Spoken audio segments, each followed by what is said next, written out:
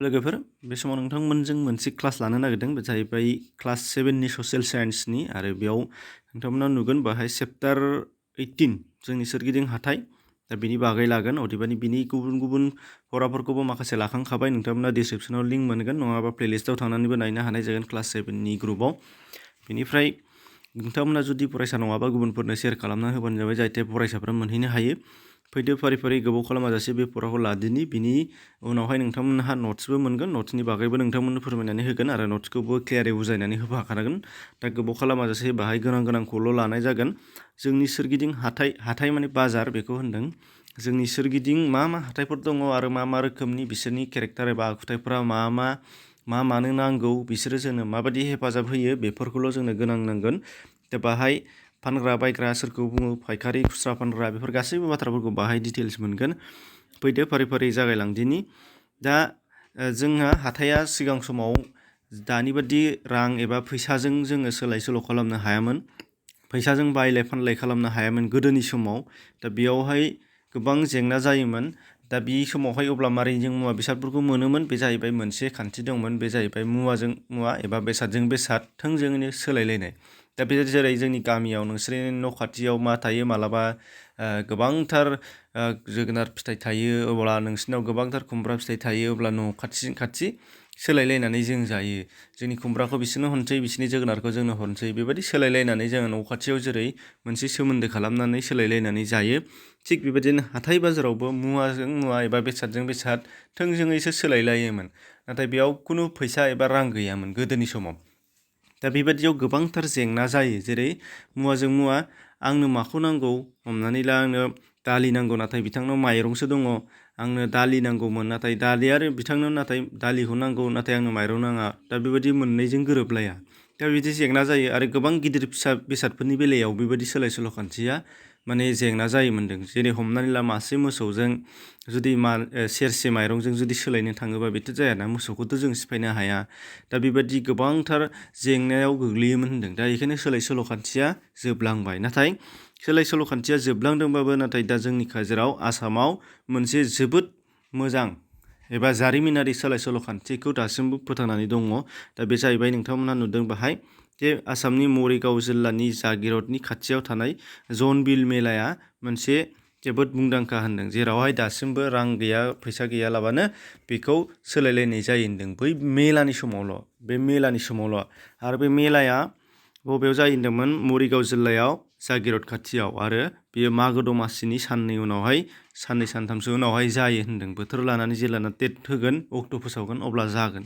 बेनिफ्राय बेयाव हाजोनि टिवा कार्बि कसारि जयन्तिया आरि गोबांथार हारिसाफोरा बाहाय जमा जाफैयो आरो बेयाव मुवाजों मुवा थोंजों सोलायलायनाय खान्थि जायो होनदों माब्लाबा नोंसोरबो थांनानै नायनो हागोन आरो इन्टारनेटाव सार्च खालामनानै नोंथांमोनहा नायबा नुनो मोननाय जागोन गोबांथार बिनि भिडिअफोरबो दंखासै दा बिनिफ्राय बे सोलाय सोल' खान्थिया दासिम आसामाव बेयाव दङ बेखौनो होनो जनबिल मेला बेयाव जनबिल मेलाया मानि थाखाय मुंदांखा एबा मा जायो होननानै सोङोबा बेनो आरो सोलाय सोल' खान्थि जारिमिनारि जिहेथु दङ बेयो जायो होनदों बिनिफ्राय मा होनदों बिनि उनावहाय नायदो बिनि उनाव मोननैसो गोनां नैबेयाव मिथिना लानि फैयाव दङ नैबे खथायाव नाय नोंसोरो बेसादा माखौ बुङो होनदों नङा होमबा जोंनो सानफ्रोमबोनि नांगौ जानाय गासैबो मुवा एबा बेसादफोरखौनो बेसाद बुंनाय जायो माने सानफ्रोमबो जों जे बुस्थुफोरखौ बाहायो बेनो बेसादफोर जाय जिउआरि नङा माने जिउ गोनां नङा मोसौ मोसा बायदिसिनानि अनगायै जेसेबांनाखि जोंनो मुवा बेसादफोर बाहायो बेफोरखौनो मा होनना बुङो बेसाद होनना बुङो बेखौ जों गोरलैयैनो मिथिगौ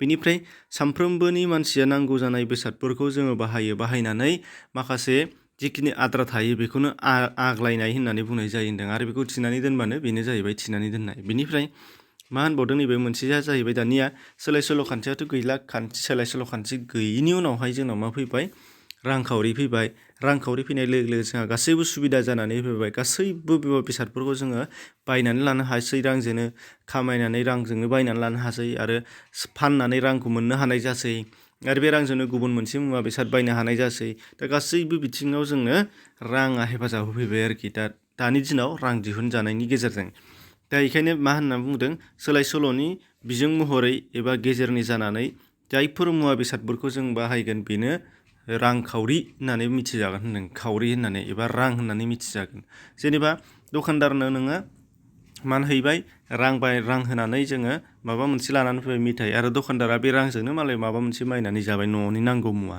दा बेबायदि गेजेरनि जायो आरो बेखायनो मा जायो होनदों सोलाय सोल'नि बिजों महरै जायफोर बेसादफोरखौ मुवाफोरखौ बाहायगोन बेनो खावरि जागोन एबा रां जागोन होनदों। दा जेरै जोंनि भारताव राङा जेरैबायदि महर भुटान हादराव बिदि नङा, बिनि महरा आलादा आरो आमेरिका हादराव बिनि महरा आलादा, पाकिस्तानाव बिनि महरा आलादा। बेखायनो मा होनना बुंदों सोलाय सोल'नि बिजों महरै जायफोर मुवा बेसादफोरखौ बाहायगोन बेनो खावरि एबा रां जागोन होनदों। दा बिनि उनावहाय नायदो जोंनाव आथिखालाव गोबांथार रोखोमनि हाथायफोर ओंखारबोबाय होनदों। जायफोर हाथायफोरा जोंनि सानफ्रोमबोनि नांगौ बेसादफोरखौ नांगौ समाव थि समाव जगायनो हाजोबनाय जासै होनदों दानि दिनाव। दा बिनिनो मोनसे बिदिन्थि बाहाय दङ नैबे सानफ्रोमबोनि हाथाय। सानफ्रोमबोनि हाथाया माखौ होनो, बिनि आखुथायफ्रा मा आरो मानो नांगौ। सानफ्रोमबोनि हाथाया मा जाहैबाय माने दैलि मार्केटखौ होनदों। सानफ्रोमबोनि हाथाया जाहैबाय जोंनि न'नि साखाथियाव थानाय मोनसे हाथाय जेराव जों सानफ्रोमबो नांगौ जानाय मुवा बेसादफोरखौ सानफ्रोमबो मोननो हानाय जायो होनदों। नाथाय सानफ्रोमबो हाथायाव जेरैहाय नोंथांमोननि खाथियाव मा हाथाय दङ बेलासियाव नोंसोरो मा लायो बेनो। नोंसोरनि न' खाथियाव सानफ्रोमबो दखान खुलियो सोरबा सानै साथाम, गामियावबो दाना खुलिसै सानफ्रोमबोनि हाथाय माने पारमानेन्ट दखानफोर। दा बे गेलामाल ग्लसारि थारमाने इंराजियाव बिसोर दखानफोर बेयाव जों सानफ्रोमबो नांगौ मुवा बेसाद मोनो। दा बिसोराव जोङो सानफ्रोमबो लायो। दा बिसोरखौनो सानफ्रोमबोनि हाथाय होनो। दानिया बे सानफ्रोमबोनि हाथाया जोंना मा जायो न'नि साखाथियावनो थायो, बेखायनो जोंहा खाबु गोनां। आरो सानफ्रोमबोनि हाथायाव जेब्लानो नांगौ अब्लानो मोनो, बेबो जोंहा खाबु गोनां। नाथाय बाहाय दं मा होनदों सानफ्रोमबोनि हाथाया मुवा बेसादा बेसेन बारा जायो होनदों। जेखौ बुंदों बेखौनो लानानै फैनांगोन जों। माने बाहाय गोबां बेसाद फाना नालाय बेखायनो सानफ्रोमबोनि हाथायाव मुवा बेसादनि बेसेना बारा जायो, दाम बारा जायो। नाथाय सप्ताहि हाथाय एबा बाजारफोराव जोङो गोबां बिबांनि बेसाद मोनो। जेरै जोंनि खाथिथाराव मालाबा रबिबार बाजार, काजलगाव, बासुगाव बाजार। दा बिदि बाजारावबा मुवा बेसादफोरखौबो बुरजा मोनगोन आरो खम बेसेनावनो मोनगोन। नाथाय जोंनि सानफ्रोमबोनि हाथायाव मुवा बेसादनि बेसेना बारा जागोन। बेनिफ्राय सानफ्रोमबोनि हाथायाव मुवा बेसादफोरखौ गोसोबादि बासिनानै लानो मोना। माने दखानाव जा दं बेखौल' मोनबोगोन। नाथाय जोङो बाव गोसोबादि माने बुरजा फाननाय गैया नालाय बासि बुरजा लाबोनानै जोङो हाया होनदों। बेबादि आरो सानफ्रोमबोनि हाथायनिया मा होनदों जोबोद एसेल' थायोनो दखानफोरा। सानफ्रोमबोनि हाथायाव गोबां थाया, दखानफोरा एसेल' थायो। बेखायनो मा जायो होनदों बेसेनफोरखौ बारा खालामनो हायो। दा बे सानफ्रोमबोनि हाथायाव गोबांथार जेंना दङ। बेनिफ्राय नायदो बिनि उनावहाय नायदिनि हाबथायारि हाथाय एबा खावसे हाबथायारि हाथाय। हाबथायारि एबा खावसे हाबथायारिया दाना माखौ होनोनाय जायफोर हाथायफोरा हाप्तासेनि गेजेराव खनसेल' जायो, माबा मोनसे बारायाव जायो। जोब्बार जायगायाव रबिबारखौ लानानै रबिबार, अबेबायाव समबारखौबा समबार, अबेबा मंगलबारखौबा मंगलबार। दा बेबायदि जायखिजाया सानसे बारायखौ सप्तायाव सानसे बारायखौ लानानै जाय जायगायाव हाथाय जायो बेखौनो हाबथायारि हाथाय होनो। आरो खावसे हाबथायारि हाथाया मा जायो होनदों बबेबा दाबसे जायगाया सानसेयावनो सप्तानि साननै बारायाव जायो आरो सप्तासेयावनो जायगाया दाबसेल' नाथाय सप्तानि साननै बारायाव जायो। बेनि बिदिन्थिया जाहैबाय जोंनि साखाथियाव थानाय बासुगावआव जायो। जेरैजाय मंगलबाराव खनसे जागोन, सनिबाराव खनसे जागोन। दा बेबादि हाथायखौनो खावसे हाबथायारि होननानै बुंदों। माने हाप्तासेनि खावसेयावनो जायो आरो दा बे सानथामनि उनावनो जायो थारमाने। दा बेबादि हाथायखौनो खावसे हाबथायारि हाथाय होनो आरो सप्तायाव सानसे जाग्राखौ हाबथायारि हाथाय बुंनाय जायो। दाना हाबथायारि हाथायाव जोंहा मा सुबिदा दं आरो मा सुबिदा गैया।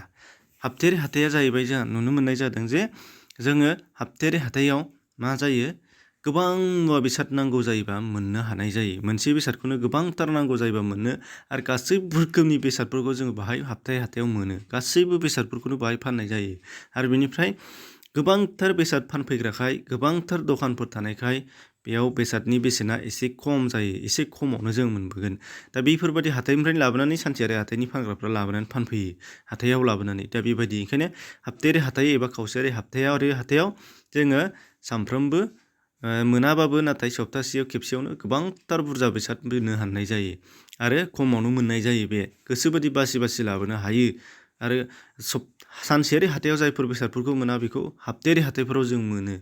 आरो खावसे हाबथायारि हाथायनि खाबुआ मा जाहैबाय खावसे हाबथायारि हाथायनि खाबुआ हाबथायारि हाथायनियाव जोङो 6 सान नेनायनि उनावसो मोनो। सप्तायाव सानसेल' जायो नालाय 6 सान नेनायनि उनावसो मोनो। नाथाय खावसे हाबथायारियावबा जोङो 6 सान नेयालाबा सानथाम बा साननैनि उनावनो जों मोनफिननो हानाय जायो। बेखायनो मा जाबाय बेखौ बाहाय थाब मोनफिननायखाय बेहा बांसिन खाबु गोनां।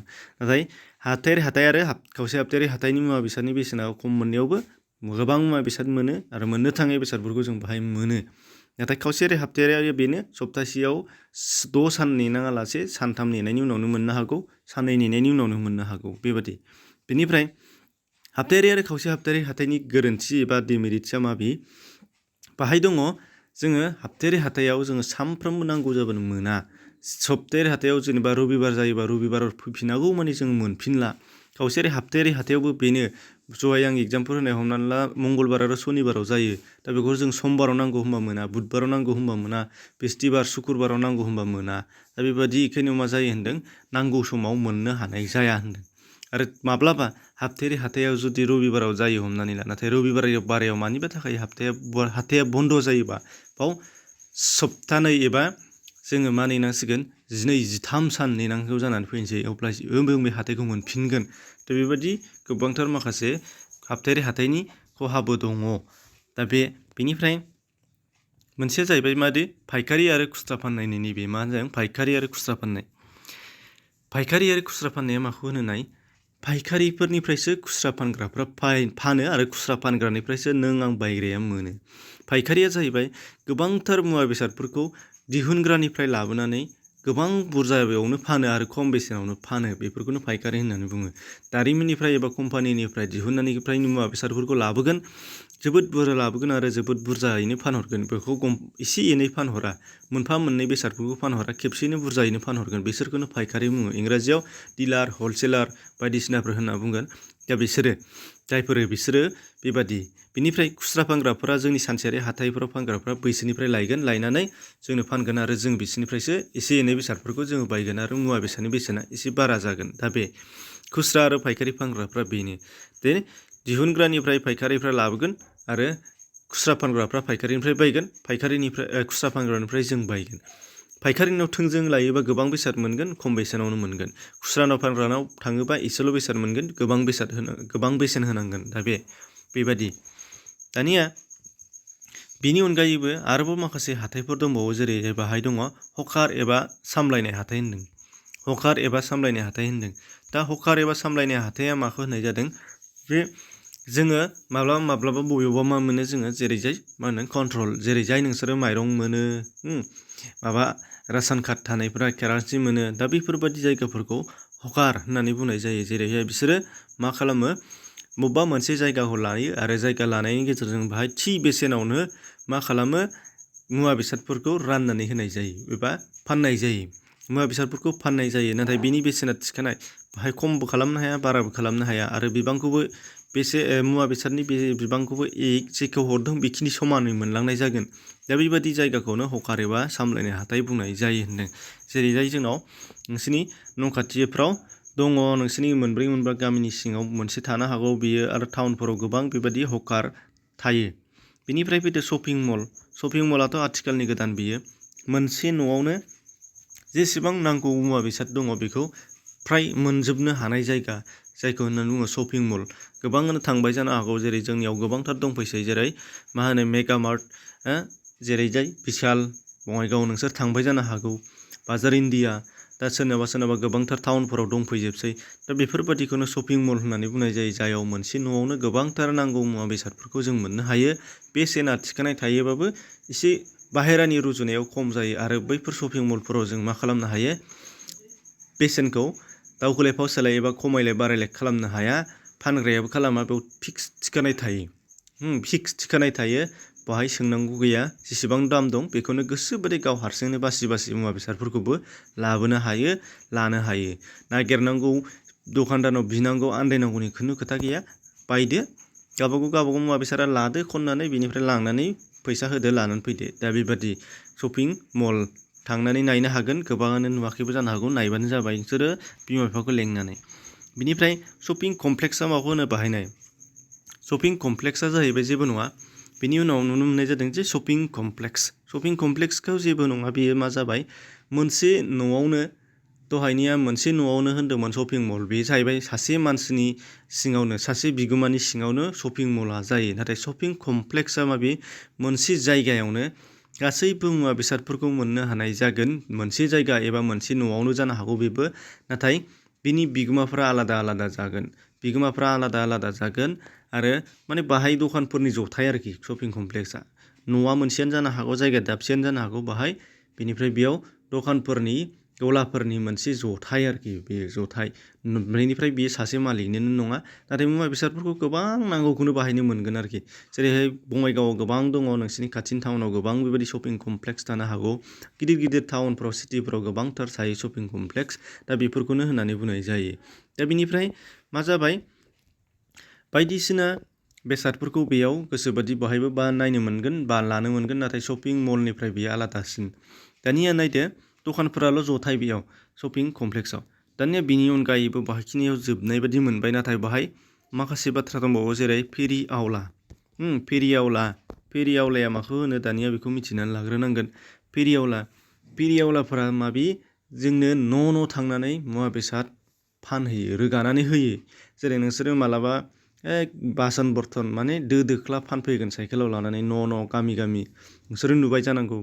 आरो आथिखालावथ' टाउनावथ' सोलिजोबो, गामियावबो हाबफैसै, सियार टेबोल लानानै फानफैयो, मालाबा लेप टसप फानफैयो सुफैयो, मालाबा मा जायो प्लास्टिकनि मुवा बेसादफोर फानफैगोन। दा बेबादि गोबांथार, मालाबा जि फानफैगोन, दा बेफोरो मालाबा मुलि फानगोन, बायदिसिना जाग्रा बेसादफोर फानगोन। दा बेखौ न' गारियाव लानानै, साइकेलाव लानानै, थेलायाव लानानै, बेफोरबादि भेन गारिफ्राव लानानै न' रोगाथिं फानग्राफोरखौनो फेरि आवला होननानै बुंनाय जायो होनदों। बेनिफ्राय आरोबाव मोनसेया जाहैबाय माबि अनलाइन शपिं, नङा होमबा? अनलाइन शपिं, दानिया बहाय दङ अनलाइन शपिं, बे बिजाबफ्राव गैया नाथाय होखाजोब्बाय जाहाथे आन्दाया। बाहाय दङ अनलाइन शपिं, नोंसोरो नुनो मोननाय जागोन। दा आथिखालाव गोबाङानो बायसै, मबाइल एबा इन्टारनेटनि गेजेरजों जोङो जायखिजाया मुवा बेसादफोरखौ अर्डार खालामनो हायो माने बायहरनो हायो। आरो बायहरनो हानाय लोगो लोगो बिसोरो जोंनो न'आवनो एबा नोंनि न' खाथिथारावनो होफैगोन, जुदि मिलायबा न'आवनो होफैगोन। दा बेबायदि गोबांथार माखासे अनलाइननि गेजेरजों एबा इन्टारनेटनि गेजेरजों बायलाय फानलाया जोंनाव दा आथिखालाव फ्राय बांसिन सोलिसै, आरो बेखौनो बयबो बाहायसै। माने मोजां, हाथायाव थांनाङा, बाजाराव थांनाङा, न'आव थानानै नायनो हायो, गोसोबायदि नायनो हायो, बिहरनो हायो, न'आवनो होफैगोन। दा बेफोरबायदि आरो मुवा बेसादफोराबो खम जागोन। दा बेफोरबायदि ओंखायनो बांसिनै दा अनलाइन शपिङा बांसिन साबसिन जाबाय, आरो बेनि गेजेराव सुबिदासिना अनलाइन शपिङानो दा बांसिन जानानै दंफैसै। आरो बेखायनो बयबो लासै। बेखायनो आं दा बिजाबाव गैयाब्लाबो अनलाइन शपिंनि बागै नोंसोरनो खिन्थाबाय। नोंसोर गोबांथार बेबायदि अनलाइन शपिंनि वेबसाइट मोननो हागौ, नङाबा एप्लिकेसन मोननो हागौ। दा बेफोरबायदि जेरै जोंनाव दा मेक्सिमाम इन्डिया फ्लिपकार्ट, इन्टारनेसनेल लेभेलनि जेरै मुलुगनाङारि लेभेलनि आमाजन, बेनि अनगायैबो गोबांथार फिसा फिसौ जोंनाव दंबावो। आरो बेजों लोगोसे दा गासैबो कम्पानिफोरानो एबा दारिमिनफोरानो गावबा गावनि मुवा बेसादफोरखौ फाननो हानायनि थाखाय एबा फाननो गोरलै सुबिदायै साफ्रोमखौबो मोनहोनो हानायनि थाखाय कम्पानिनिफ्रायनो थोंजोङै गासैबो कम्पानिफ्रानो फ्रायानो दाना मा जाबाय, अनलाइन बायनायनि सुबिदा खालामनानै होनाय जाबाय। थोंजोङै कम्पानिनिफ्रायबो अनलाइन बायनायनि सुबिदा मोननो हानाय जासै। एप्लिकेसन नङाबाबो वेबसाइटनि दारै गासैबोखौनो, मबाइल, कम्पिउटार, नोंनि गाननाय ड्रेस, न'नि फार्निचार, गासैबो बेसादफोरखौनो बेबायदि खालामनो हासै। आरो बरंसो दा जाग्रा लोंग्रा जेरै स्विगि माबा माबि, जोङो जाग्रा लोंग्राखौबो टाउनफोराव मोननो हासै, न' थांनानै हैसै। नाथाय जोंनाव गामिफोराव दासिम बेनि सुबिदाया माखासेया जाथ'वाखै, नाथाय टाउनाव गासिबो फ्राय जाजोब्बायानो। दा बे अनलाइन शपिं, दा बे मोनसे, दा बेखायनो मा जाबाय, जोंनियाव दा मा होनदों, गासैबो मुलुगानो जोंनि आखायावनो थासै, जोंनि न'आवनो थासै होनदों। मोनसे दरसे गामि बादि होनदों। गामियाव जेरै आगानैजोंनो मोनजोबो, थिग बेबायदिनो गासैबो मुलुगानो दरसे गामि जाबाय होनदों। आरो बायलाय फानलायनि बेलायावबो हाथाय बाजाराबो गासै मुलुगानो दरसे गामि बादि जाबाय होनदों। दा बेनिफ्राय जोब्बाय बियो। सोंनाय फिननाय फैदों। सोंनाय फिननायाव मा दङ नायना लादिनि। गासैबो गोरलै गोजासो।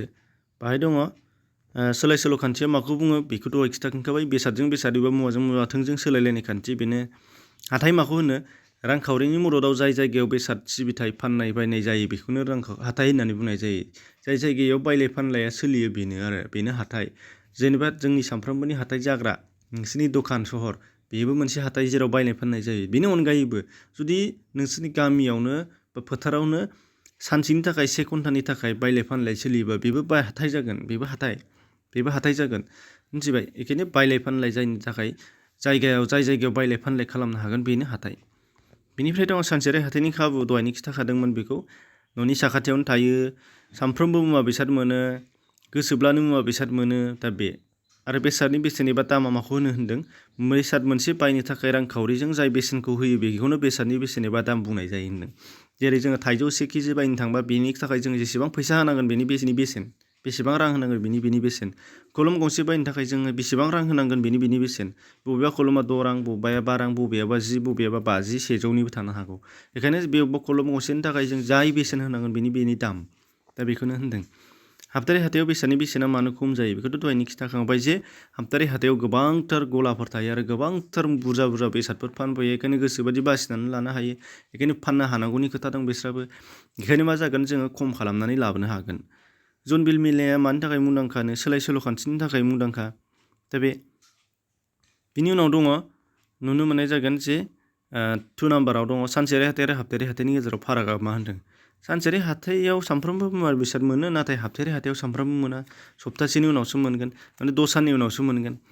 बेनिफ्राय सानसेयारि हाथाया न'नि खाथियाव थायो नाथाय हाबतारि हाथाया न'नि खाथियाव थाया बबेबा मोनसे गोजान गेजेराव बबेबा मोनसे गेदेर बाजार जाग्रा सेन्टारखौ लानानैसो जागोन बेबायदि। बेनिफ्राय सानसेयारि हाथायाव बेसेना गोबां जायो नाथाय हाबतारि हाथायावथ' खम जायो। सानसेयारि हाथायाव बेसादखौ जोङो गोसोबादि बासिनानै मोना नाथाय हाबतारि हाथायाव गोसोबादि बासि मोनबोयो दा बे आरो गोबां बेसाद मोनो बेफोर गोबां फाराग दङ आरो गुबुन गुबुन रोखोमनि हाथायफोरा जोंनि समाजारि आंखालफोरखौ माबोरै सुफुङो होनदों।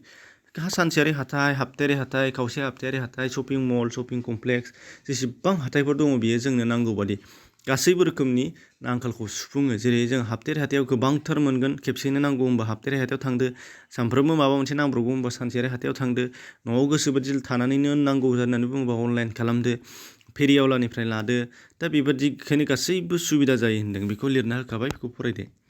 बेनिफ्राय दं फायखारि फानग्रानि गोनांथिनि सोमोन्दै लिरदों। फायखारि फानग्रा गैयाबाथ' जोङो मुवा बेसाद मोननो हाया मानो होनबा फायखारिफ्रासो जोंना दिहुनग्रानिफ्राय लाबोनानै खुस्रा फानग्राफोरनो जगायनानै होयो। खुस्रा फानग्राफ्रा थोंजोङै फायखारि फानग्रानाव दिहुनग्रानिफ्राय लायनो हाया गोबां रांनि आंखाल जानो हागौ थांलाय फैलायनि आंखाल जानो हागौ बिस्रा बेखायनो फायखारि फानग्रायासो गुदि फालांगिरि बिनिफ्राय खुस्रा फानग्राफ्रा नैथि फालांगिरि दा बिनिफ्राय थामथि ब्रैथि थालाङो बिनि उनावसो जों मोनो बायग्राया दा बे। बेनिफ्राय दङ हाथाय जिनज्रि बुंब्ला माखौ बुङो होनदों। हाथाय जिनज्रिया जेबो नङा जे जोंनि सानफ्रोमबोनि हाथाय हाबतारि हाथाय खावसेयारि हाबतारि हाथाय बेयो मा जायो जोंना नाय नोंसोरो नोंसोरनि ओनसोलाव खाथियावनो मोनफ्रोमबो हाबतानि बाराय माने रबिबारनिफ्राय लानानै फिन समबारसिम सनिबारसिम गासैबो बारायावनो जोंनि साखाथि हाथाय जाजोबो बे मोनसे बारायनि बादि जिनज्रि बादि जाबाय। बेनि अनगायैबो मा जाबावबाय हाथायनि गुबुन गुबुन रोखोमफोर जेरै शपिं मल शपिं कमप्लेक्स अनलाइन शपिं फेरियावला हकार बेफोर फारि गासैबो माने नांगौबानो मोनसे उनाव मोनसे सफैबाय थायो आरो गोसोबादि खालामनो हायो बेखायनो बेखौ हाथाय जिनज्रि बुंनाय जादों होनदों।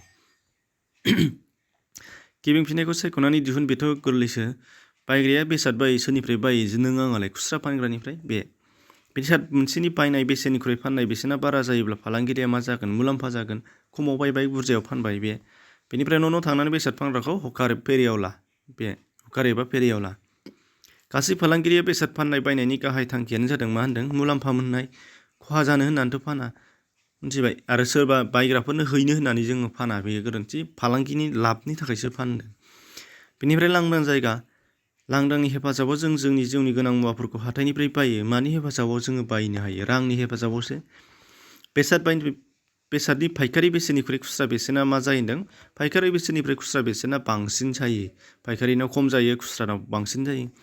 लांदाङा हाथायनि गोजाम राहा सोलाय सोल' खान्थिया गोजामसिन राहा दिहुनग्रानिफ्राय लांदां फानग्राया माखासे बिबांनि बेसाद बायो फायखारि फानग्राया दिहुनग्रानिफ्राय थोंजोङै लायो बे।